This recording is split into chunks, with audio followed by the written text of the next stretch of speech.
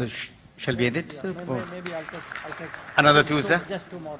Another two. So maybe, Manish, I think you have somebody there. Yeah, a lady. So, namaskar sabhi ko, and हमें बहुत खुशी है कि हमें ये भाग्य मिला. I can ask you a question. So, as a youth of Thailand, as a youth of Bharat, staying in Thailand for my entire life, I envision to be a member of the parliament. And if I have the capability and if I have the blessings of my people, I would also like to be the prime minister. And if not me, at least I would like to see other youths go to that stage.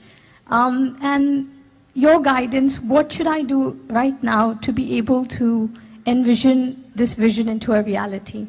Just as the condition of New Zealand is, so how can we have a very youth-driven nation in reality? That's my question. हमारा नाम है प्रज्वल दौलत Bhosle. Yeah, and I'm studying in Mahidol University currently. I will take another one from Nikon. Mr. Karan, standing. That's the last one. Good evening, sir. My name is Karan Singh, and I'm one of the directors of India Thai Chamber of Commerce and the president of Overseas Friends of BJP Thailand chapter under Vijay Chauthai Walaji. Sir, my question is, can we use OCI card instead of Aadhaar card in India? Because to make Aadhaar card in India, we have to be a resident of India, and we have to stay at least 6 months in India, then only we can apply for Aadhaar card.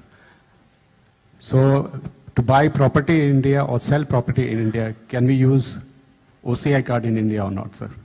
This is my question, and is there any other facilities OCI card holders can get? No, I got that. I think we'll take one more and round it off. Huh? Another one. So there's one gentleman. There's a lady called. Okay. Okay, Mr. Sharma, maybe. Yeah, he's standing up. I'm sorry, there's one more.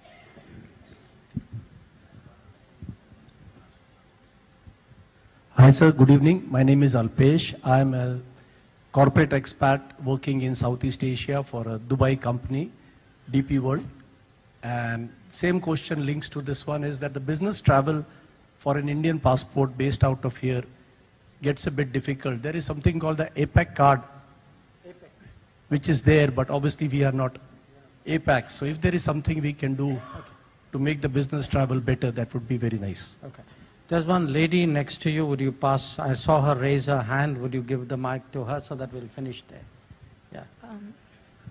Namaste. I'm Shrutkirti. I'm a student here in Bangkok, and I'm also pursuing longevity entrepreneurship in Thailand, specifically in integrative medicine and Ayurveda. So this is what my question was about.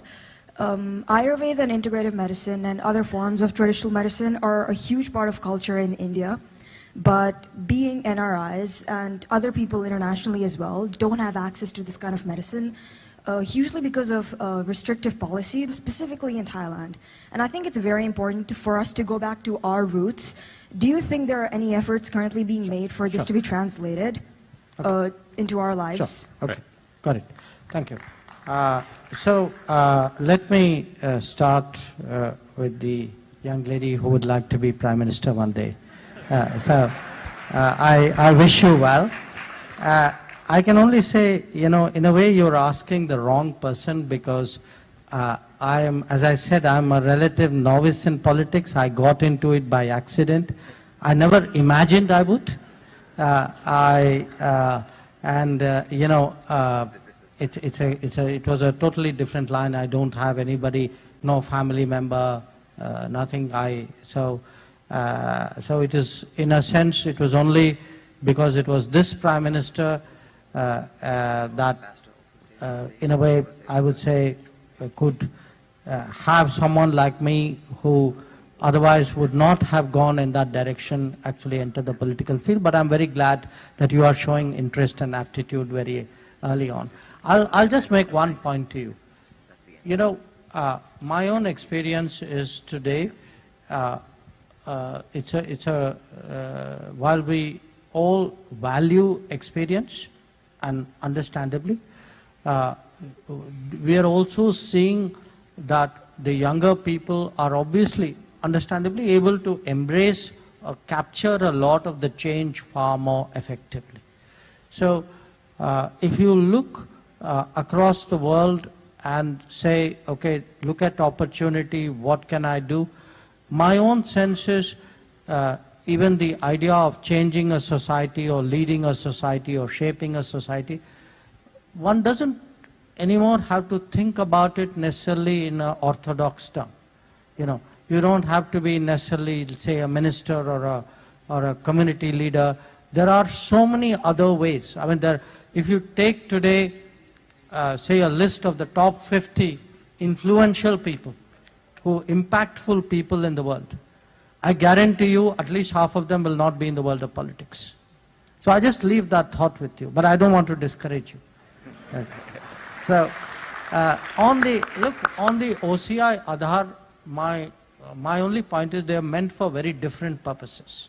So the OCI was meant for people abroad who had taken nationality, who wanted to build a connection with the land of their origin, whereas Aadhaar had the whole idea was to give a digital identity for them to operate within India.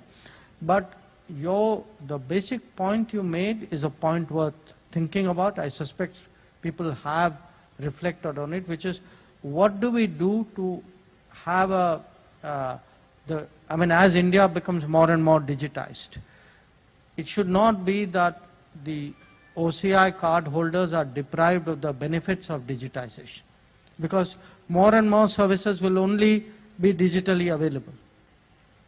So clearly, it is something I will go back and reflect on it and maybe come back to you with what is the thinking on that score. On the APEC card, look, we haven't become members of APEC for some time. There was a time when there was a debate on this issue. At that time, APEC had actually closed membership. So I don't right now know where things stand. What I do know is that the next APEC meeting is in November in the US. And when we were in the US, when Prime Minister had gone there, President Biden had invited him to attend APEC.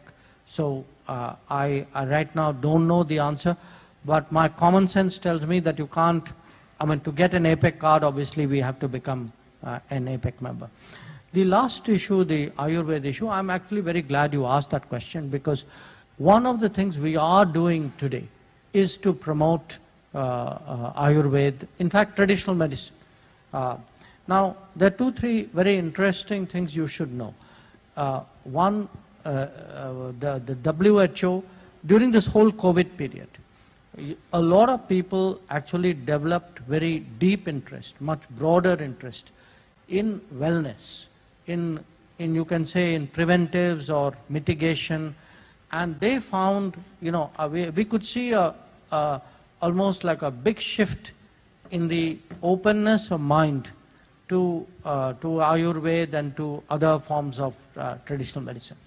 I have gone around in the world and asked other countries who have strong traditional medicine practices, and many of them report very similar feedback. Now, we had 2 years ago the WHO decide that they will create a global center for traditional medicine, and I'm happy to say that that center is being created right now. It is in Jamnagar in Gujarat. As a government, we have actually created an Ayush department. So the Ayush department actively propagates the spread of Ayurveda, and we certainly believe that with a lot of countries where there are regulatory impediments, that there are, and a lot of the regulatory impediments are, one is a lack of understanding, two is a kind of a zero-sum game that somewhere we are taking things away from the pharma, the orthodox pharma industry. So it's something we need to work on. I think many other countries who have similar interests, I see this in Latin America, I saw it in fact about, when I went to New Zealand and to the Pacific Islands, in Africa. So there is a big constituency out there, there's a global constituency out there, and it is something which certainly we would like to harness. In fact, I must tell you, this next week, there's the first ASEAN-India Traditional Medicine Conference which is taking place. And Thailand, by the way, is participating in it.